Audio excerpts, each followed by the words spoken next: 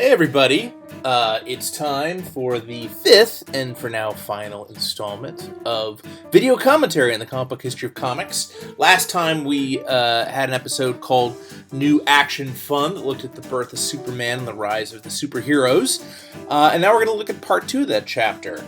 Soup's meteoric rise took the publishing industry so thoroughly by surprise it would take almost a full year for imitators to begin springing up in earnest, with one notable exception. Staff artist and art director wanted for major comic book company. Contact Mr. Roberts, 480 Lexington Avenue, New York City. Since leaving Fleischer Studios, Jack Kurtzberg had been freelancing as a cartoonist for various small syndicates around the city.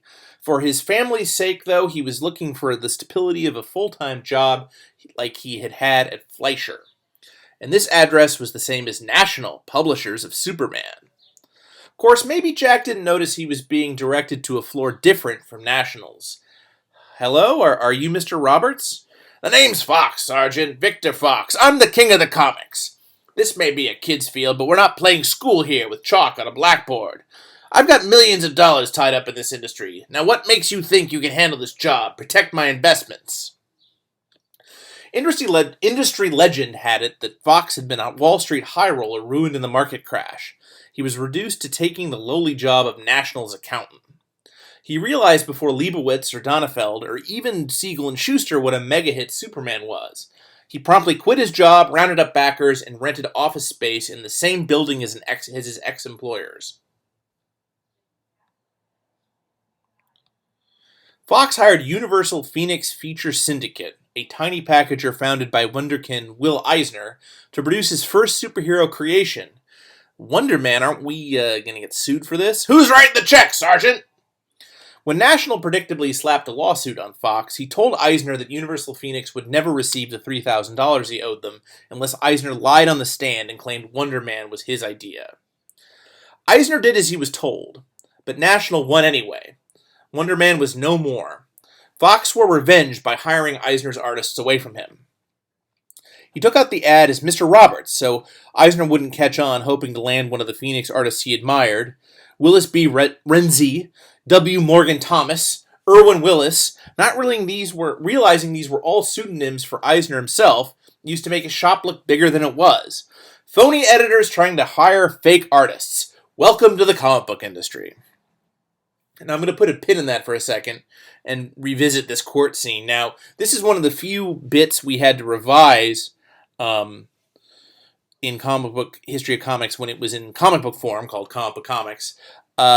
This panel used to tell the story the way Eisner told it, which you may be familiar with already if you have read Will Eisner's autobiographical comic book, The Dreamer, in which he paints a very different picture of this story. Here is the scene in which Eisner heroically, as a young man,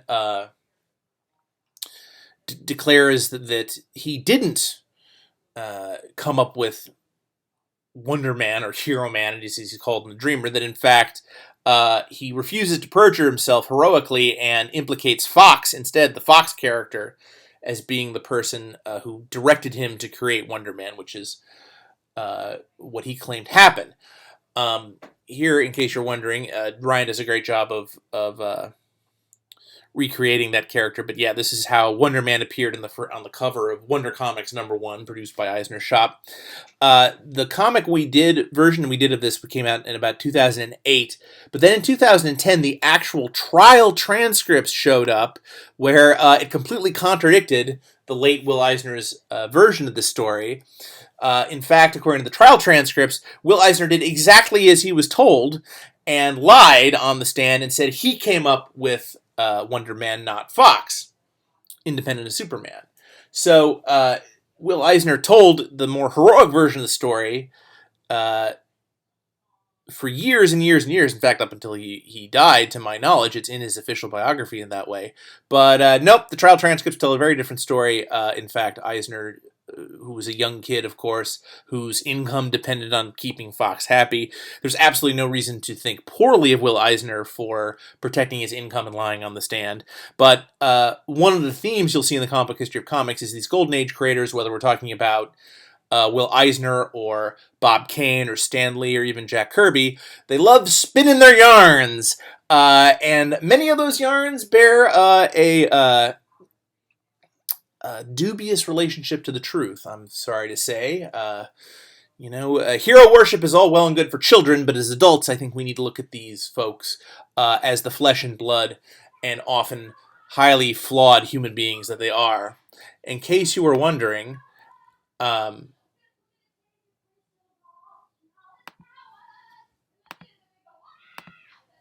in case you're curious, this was the actual 480 Park Avenue building, former home to both DC and Fox Comics.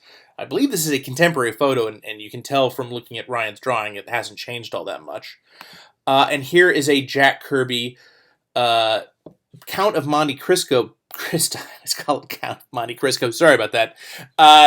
This is a Count of Monte Cristo page that Jack did while working for Will Eisner. This was in Eisner and Iger's shop comic. They sold a one-pager adaptation of the novel that they would sell overseas and to various North American comic book publishers. And Jack Curtis, sort of similar to Jack Kurtzberg or Jack Kirby, but was another stock pseudonym that the comic book people working at Eisner Studio would use, so it looked like, there was some continuity of the strips, when in fact you have different people working on the same strip all the time. But you never knew, since you never used people's real names. Jack, as you just saw, briefly freelanced for Universal Phoenix in 1938. So you're one of Billy Eisner's boys, huh? Not anymore, you're hired. Jack's duties at Fox Feature Syndicate included such highly creative tasks as erasing pencil lines off ink art, pasting up house ads, and adding the price to cover art. I don't want no Rembrandts, I want production. Back in the sweatshop, Fox outsourced all his comic book artwork to Universal Phoenix.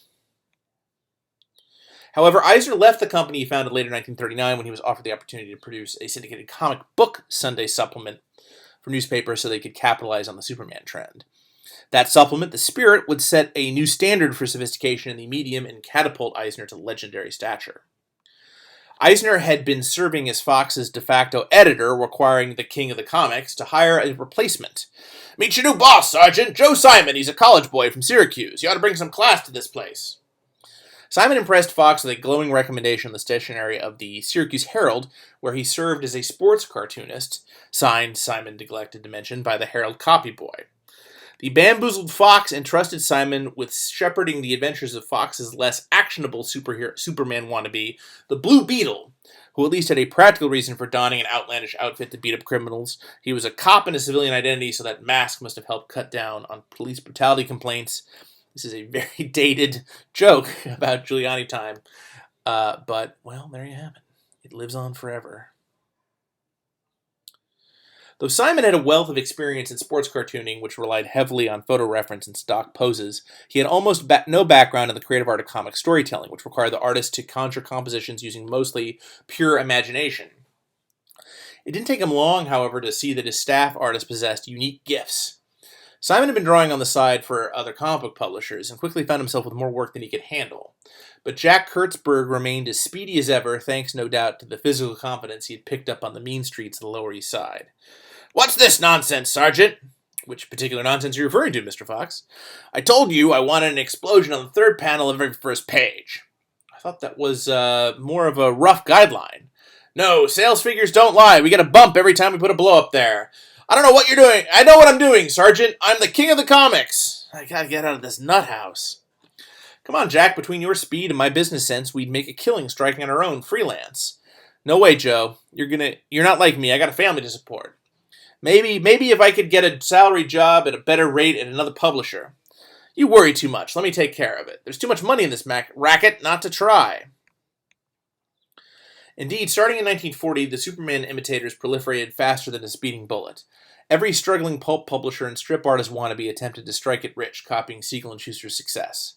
That year saw the number of new comic book titles balloon to 150, and the number of new comic book publishers rise by 16, doubling 1939's total. Whatever you may think about the inherent merits of superheroes, that is a new genre unique to this new medium. The comic book industry simply could not have had the financial wherewithal to break free of dependency on the syndicates and become a creative force on its own. I'll pause here. We'll go back to the examples. So here is Joe Simon, some of his sports cartooning from Syracuse. You can see he signed it here and everything.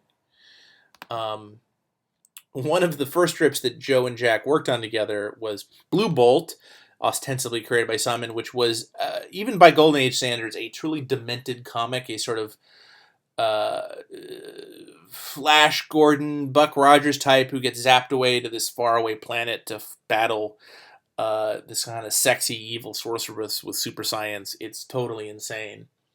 Jack's first love, as we dealt with in an earlier video, was science fiction, and here's one of his first efforts, writing and drawing at the same time. A lot of Stan Lee apologists say that Jack learned everything he knew from Stan. Well, in fact, he had been writing and drawing his own strips for decades before he ever worked with Stan. Here's Cosmic Carson, but as you can see, once again, we have folks using pseudonyms. This is a Michael Griffith pseudonym. One of the sad truths, I think, of comic book history, and part of the reason the comic book artists had such difficult times getting paid and compensated for these incredibly popular creations they came up with, was they were a little embarrassed by their own participation in the medium. You know, they thought it was beneath them. They all wanted to be newspaper comic strip artists. They wanted to be book illustrators. So because they were ashamed of what they were doing, they oftentimes used pseudonyms to protect themselves, so to save their real names for later on in their real careers. That's why Stanley Lieber renamed himself Stan Lee. It was so that he could keep Lieber for writing the Great American Novel or doing his quote-unquote serious film work. And unfortunately, when you try to erase yourself from history, it makes others, it gives others a lot easier time when they're trying to erase you from history for their own nefarious reasons. Joe convinced Jack to rent out an office with him not far from Fox, where they could work on freelance projects on the sly. I know it's not much of a way. One more time. I know it's not much of a home away from home, but I guess I'll have to do. Kurtzberg. The one you knew as Jack Kurtzberg is no more. I can't let Fox find out what we're doing. He'd can me for sure. So say hello to Jack Kirby. Jack admired tough guy Irish-American movie stars like James Cagney and Ronald Reagan, and Kirby sounded sufficiently Gaelic and not Jewish. Bring, ah! Is Jack Kirby going to answer the phone? Don't! It might be Fox! So, with Jack Kirby adapting his official nom de guerre, that is the end right now for our video commentaries, Comic Book History of Comics. Perhaps we will continue later on if need arises, but for right now I'm signing off. And remember, if you like what you saw and heard and read here, you can get the complete books from this retailer. Thanks a lot. I'm Fred Van Lente, signing off.